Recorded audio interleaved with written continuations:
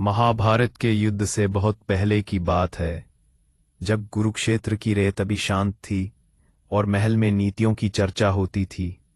तब एक वीर पुरुष का नाम हरजुबांग पर था। वह सूरज देवता का पुत्र था, पर उसका जन्म अविवाहित कुंती से हुआ था। समाज के भय से कुंती ने उसे गुप्त रूप से जन्म देकर एक नदी में बहा दिया।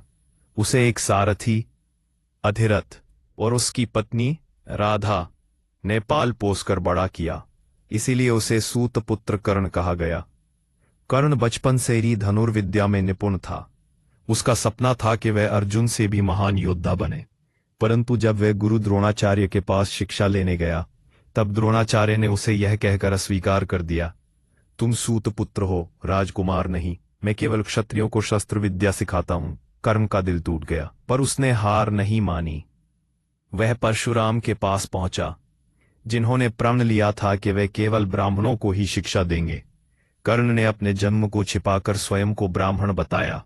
परशुराम ने उसे अपने सबसे प्रिय शिष्य की तरह शिक्षित किया।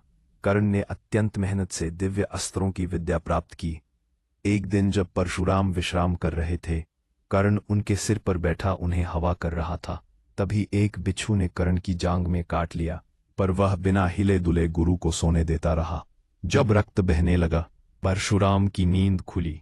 उन्होंने देखा कि एक सामान्य ब्राह्मण इतना कष्ट सहन नहीं कर सकता। उन्होंने क्रोधित होकर कहा, तुमने मुझसे झूठ बोला है।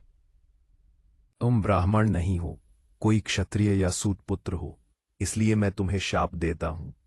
जब तुम्हें अपने सीखे हुए अस्त्रों की सबसे जरूरत होगी, तुम उन्हें भूल जाओगे।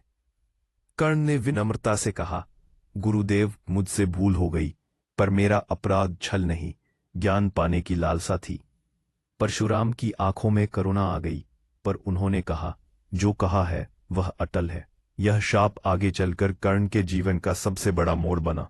समय बीता और कर्ण ने अपनी वीरता के बल पर हस्तिनापुर में प्रसिद्धि पाई। लेकिन उसकी सबसे बड़ी चोट यह थी कि समाज उसे सूत पुत्र कहकर तुच्छ समझता था। जब कुरु सभा में उसने अर्जुन को युद्ध की चुनौती दी, तब सभी पांडवों ने उसका अपमान किया। केवल दुर्योधन ने उसका साथ दिया और उसे अंग देश का राजा बना दिया। कर्ण ने कृतज्ञता में दुर्योधन को जीवन भर मित्र मान लिया, चाहे वह अधर्म के रास्ते पर ही क्यों न चला हो।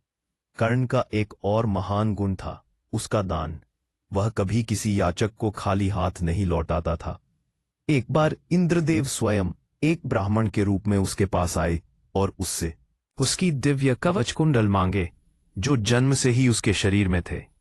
कर्ण समझ गया कि ये इंद्र हैं, जो अपने पुत्र अर्जुन की रक्षा के लिए आए हैं।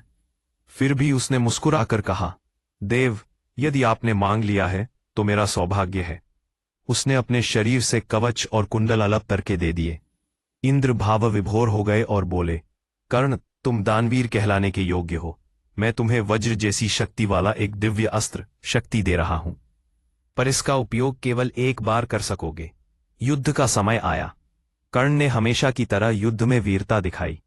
जब वह अर्जुन के सामने आया, तब उसे अपने गुरु का शाप याद आया। उसके रथ का पहिया कीचड़ में धंस गया और उसी समय वह अपने अस्त्रों का प्रयोग करना भूल गया। उसने अर्जुन से कहा, रथ निकालने दो, फिर युद्ध करो। पर श्री कृष्ण ने अर्जुन से कहा, कर्ण ने भी द्रौपदी का अपमान होते समय धर्म की बात नहीं की थी। अर्जुन ने बाण चलाया और कर्ण वहीं रणभूमि में गिर पड़ा। मृत्यु से पहले कृष्ण उसके पास आए और बोले, कर्ण, तुम अधर्म के पक्ष में रहकर भी धर्म के मार्ग पर चलते रहे।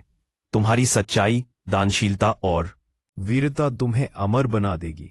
कर्ण ने मुस्कुराकर कहा, मुझे गर्व है कि मैं सूतपुत्र कहलाया, पर मैंने कभी अपनी नियति को दोष नहीं दिया।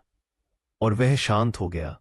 कर्ण के निधन के बाद कृष्ण ने युधिष्ठिर से कहा, कर्ण जैसा दानवीर इस पृथ्वी पर दूसरा नहीं हुआ।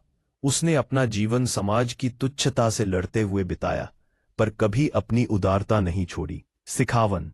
कर्ण की कहानी हमें सिखाती है कि जन्म नहीं, कर्म महान बनाते हैं। समाज चाहे जितना अपमान करे, सच्चे मन से की गई मेहनत और ईमानदारी कभी व्यर्थ नहीं जाती। लेकिन यह भी याद रखना चाहिए कि धर्म से समझौता करके किया गया कोई भी महान कार्य अंततः विनाश की ओर ले जाता है। कर्ण की तरह हमें अपनी पहचान गर्व से स्वीकार करनी चाहिए, पर सही का साथ कभी नहीं छोड़ना चाहिए।